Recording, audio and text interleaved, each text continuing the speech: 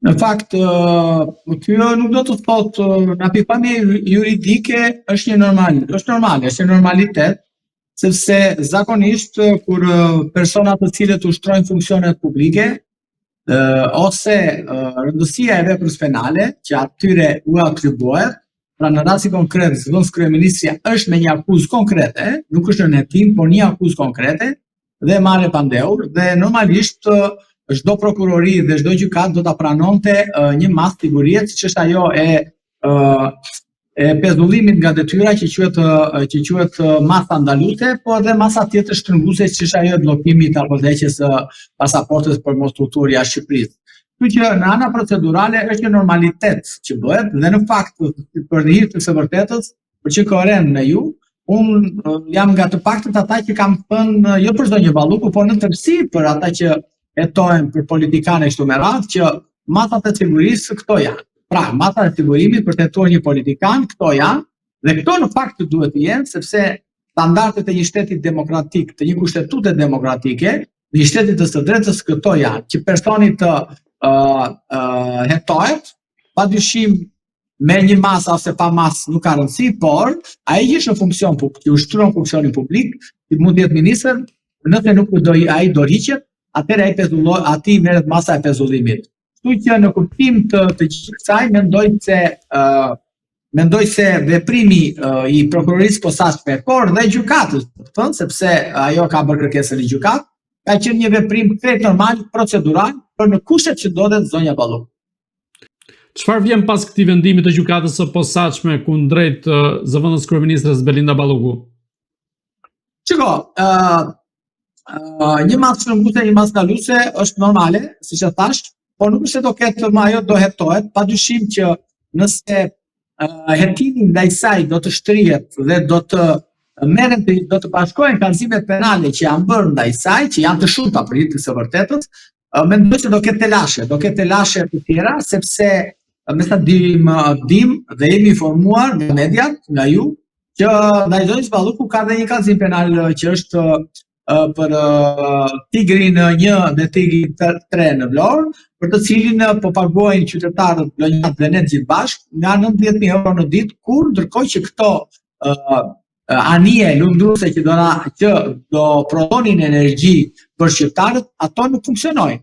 Dhe ky është një abuzim i pastër e asaj afere kontrate që ishte një kontratë koncesionare, nuk e di sepse nuk jam në brendin të kontratës, që u bë për qoka politike, sepse e dim shumë mirë që ajo kontratë u bë me miratimin ose bekimin ose shtytje po deshët ju dhe influencën e ambasadores të Shtetit Bashkuar zonja Kim, por mos harroj që kemi edhe disa kallëzime të tjera për sa i përket edhe për inceneratorët, për zonjën Balluku, por kemi edhe ajo është përfolur edhe për lejet që ka dhënë për fotovoltaik, por edhe ka dalë edhe tek pronat e ushtrisë. Pra, nëse do shikojmë vendimin e gjykatës që ka bërë sekuestro pronave të ushtrisë, përmendet edhe emri zonjës Balluku në cilësinë e ministres të infrastrukturës dhe zëvendës kryeministres. Kështu që është një tërësi procedurale, të cilat do arrijnë një përfundim nëse zonja Balluku do t'i shtohet akuzat për kallëzimet penale për të cilat ajo ndaj saj qëndroi ose jo. Nëse këto do bashkohen dhe do hetohen në një të gjitha, unë mendoj se do rëndohet ka për të rënduar akoma më shumë pozicioni i zonjës Balluku. Duke marrë parasysh faktin që edhe zoti Velia u arrestua për 3 akuza apo 4 dhe përfundoi i pandehur me 13 akuza. Kështu që do t'i japim kohës që të shikojmë ku organi procedues, prokuroria posaçme, po heton dhe në çfarë drejtimesh po heton për zonjën Balluku përveç aferës së tunelit të Llogaras. Pas vendimit të gjykatës së posaçme, Balluku ka shkuar direkt në zyrën e kryeministrit Edi Rama.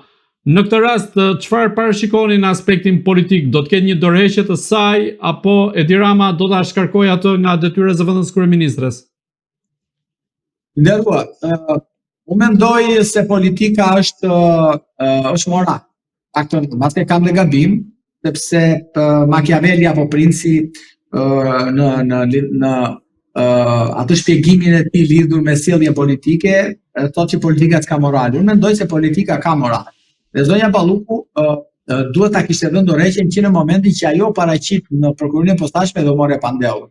Pra, duke mos e dhënë dorëheqjen, i la një shkas prokurorisë që të posaçme që të merrte masën ndaluese siç është ajo e pezullimit nga detyra, por ndalimit të ushtrimit të funksionit publik.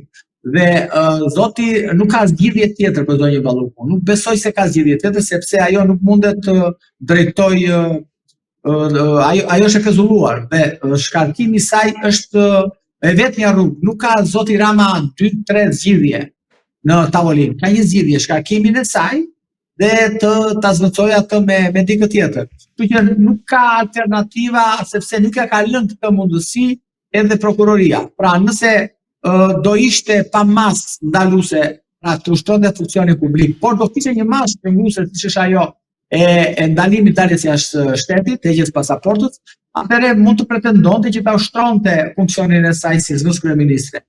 Por në rastin konkret nuk ka asnjë mundësi tjetër përveç se largimin e saj si zëvendës kryeministre dhe ministre të infrastrukturës dhe zvendësimin e saj me personazh tjetër nga Partia Socialiste.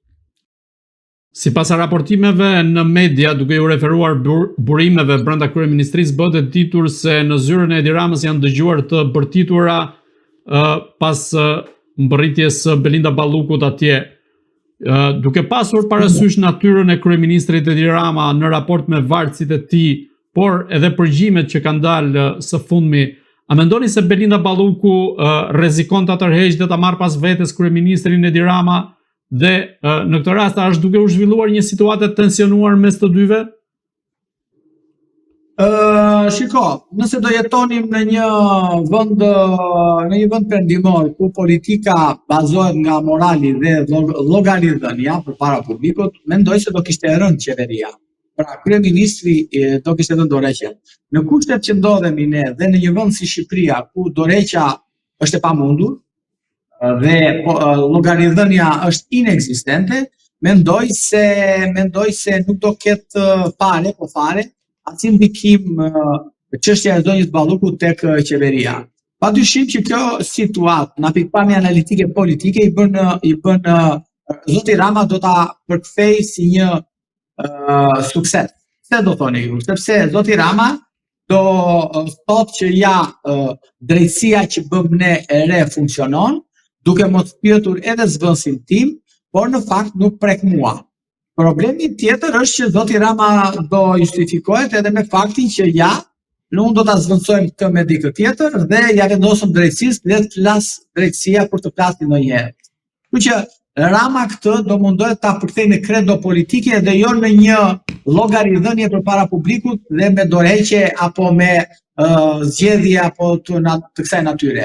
Kështu që nuk do ketë asnjë lloj problemi nga pikpamja e imazhit politik të zotit Rama.